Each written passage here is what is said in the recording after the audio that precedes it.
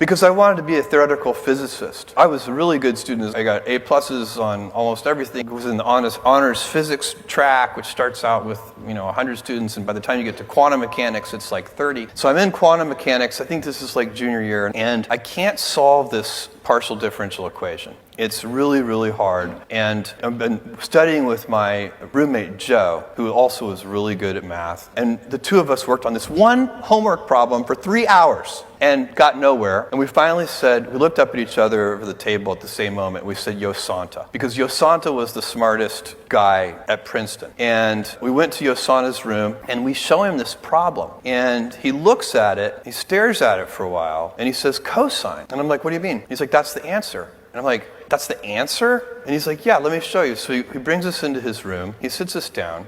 He writes out 3 pages of detailed algebra. Everything crosses out, and the answer is cosine. And I said, listen, Yosanta, did you just do that in your head? And he said, no, that would be impossible. 3 years ago, I solved a very similar problem.